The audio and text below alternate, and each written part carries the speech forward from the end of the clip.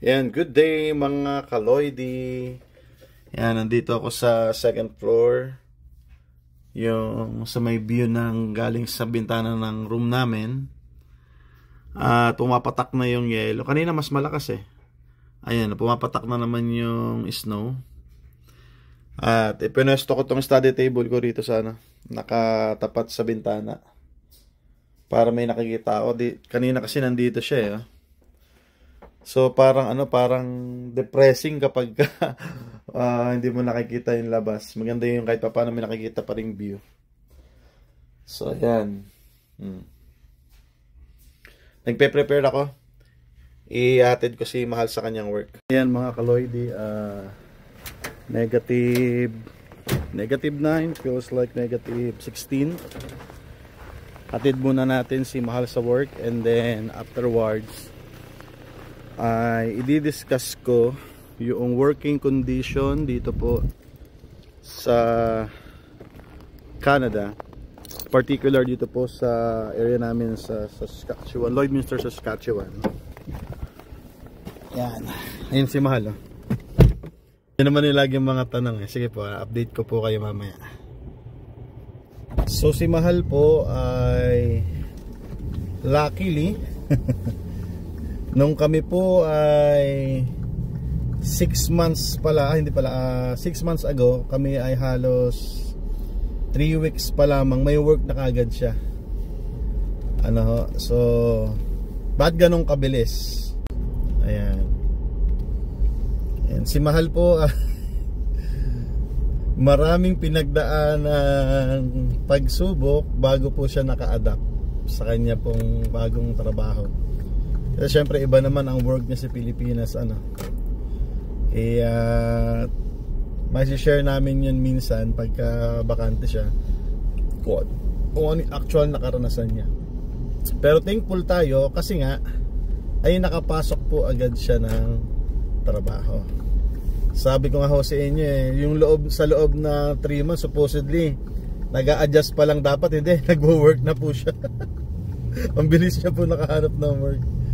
Ayan, sige po, at si Mahal ay papasok na. Bye-bye mga kaloidi. Bye-bye mga kaloidi, sabi niya. Yun 10, okay.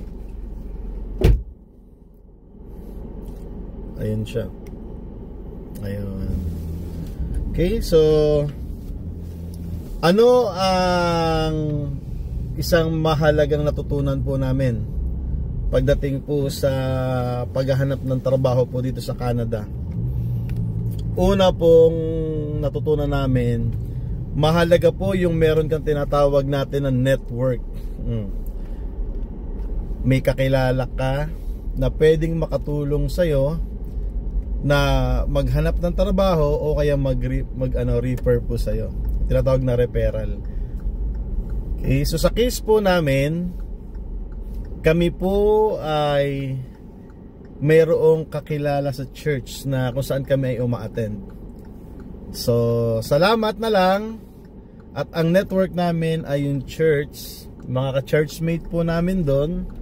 Sila na po bali ang naging paraan upang si Mahal po ay agad makahanap po ng trabaho.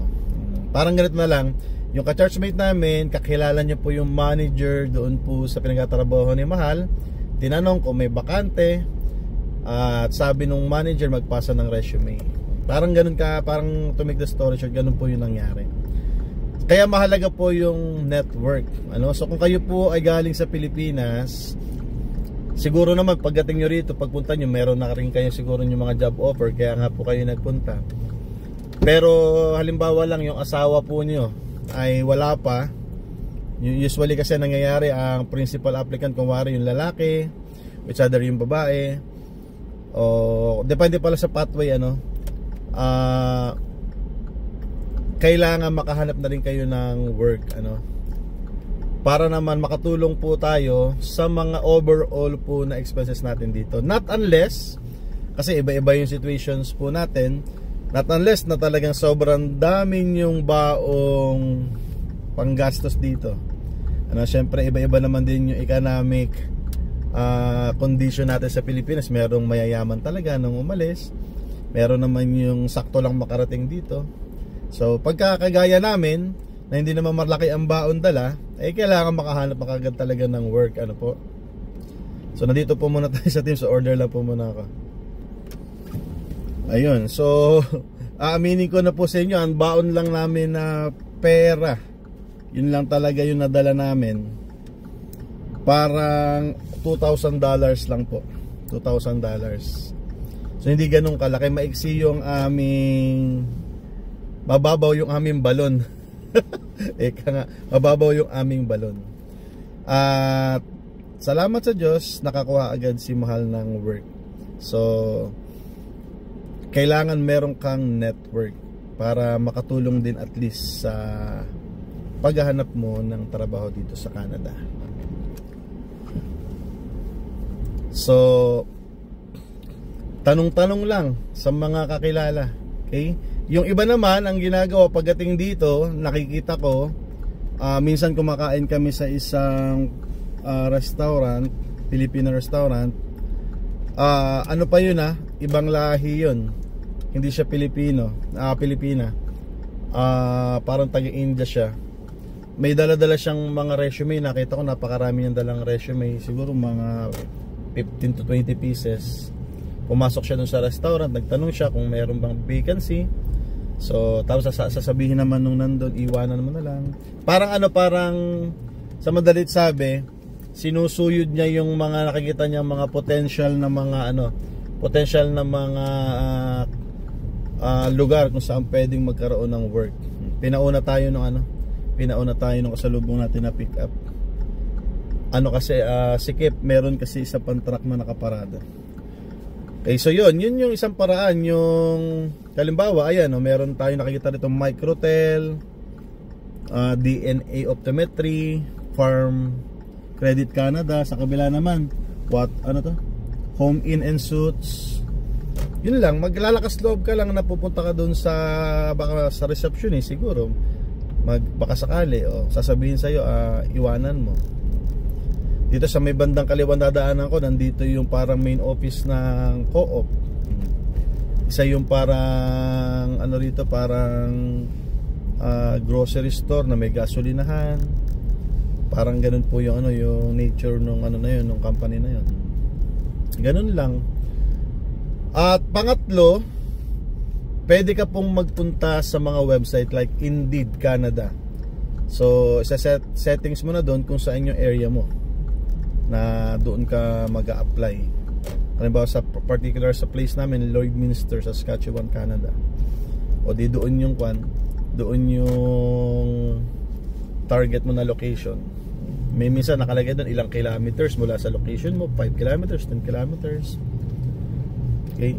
So mahalaga rin kino-consider saan mong lugar gusto mag-work, dahil kagaya nga namin, mapalad kami malapit. Kasi ang dami pong kino-consider pagka sa paghanap ng work.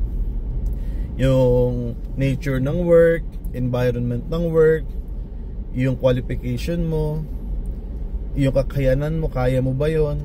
Kasi po pagdating po dito, baka mabigla po kayo sa pagtatrabaho, in a sense na iba ang context hindi kagaya sa Philippines. For example, manager ka sa Philippines ng fast food. Usually po, ako po nagtrabaho din po ako bilang dining sa isang fast food. Sabihin ko na lang fast food, Jollibee. Yung mga manager namin doon, madalas talaga doon nag-uutos, gawin mo to, linisin mo to. Pero dito hindi po ganon. Ang maging manager po dito ay talagang hindi lang po talaga nag-uutos, kundi po talagang sila ay ginagawa po ng mga crew. Yung tipong ganon po ba na working environment, minsan nakaka-culture shock yun sa mga hindi pa sanay sa ganong sistema. Kasi po yung parang equality, parang culture siya. Ayaw nga magpatawag po dito ng halimbawa boss, yung mga ganon. Kung sanay kang tinatawag na boss o manager, dito common lang yung tinatawag ka sa first name Parang yun lang yung hinihingi nila sa iyo. Hindi nila ina-expect tawagin mo silang boss o manager. Pag tinatawag pa nga daw na boss o manager, iko-correct ka pa, no? Parang just call me. For example, kung ano yung first name niya. So ganun. At least ang hinihingi o ang maximum na nire-required na number of hours sa isang company ay 40 hours per week. Parang ganun yung rules. Okay, so dapat at least maka 40 hours ka man lang. Hindi lamang dahil sa yun ng rules, dahil kailangan mo yun. Pag nabubuhay ka rito sa Canada, dito ka nakatira, yung number of hours mahalaga yun kasi yung sweldo mo. Kasi per hour po dito eh. The more na marami ka number of hours, na-reach mo yung regular, ibig sabihin, mas malaki yung pwede mo tanggapin. Okay? Dahil ang kasunod na kinukonsider mo na yan, na dito, at siguro yun ang i-upload ko sa next vlog, yung cost of living. Pag nagtatrabaho ka ba rito, kumusta ba? Sapat ba yun para mabuhay ka dito? So maraming factors po yun. Iba-iba ang situation, iba-iba ang context. Iba yun sa single ka lang, iba yun sa mag-asawa lang kayo, iba yung meron na kayong anak, at ilan yung anak nyo. So magkakaiba po yun. Doon po papasok yung halaga ng ilang hours kang nagwo-work dito sa Canada. So for the meantime, hanggang doon na lang po muna yung upload namin sa araw na ito. Nawa po ay patuloy nyo kaming suportahan sa aming pong YouTube channel. Maging updated po kayo sa mga kaganapan dito sa buhay-buhay namin sa Canada. At hindi lamang dito sa aming buhay, kundi sa buong kaganapan sa lugar po na to at sa buong Canada. Salamat po sa pagtutok. Please follow, please hit the notification bell. Ganun din, pwede po kayong mag-comment, pwede kayong mag-react, pwede kayong mag-suggest kung ano po yung gusto nyo pong i-upload namin. Marami pong mga topic na pwede po tayong pag-usapan.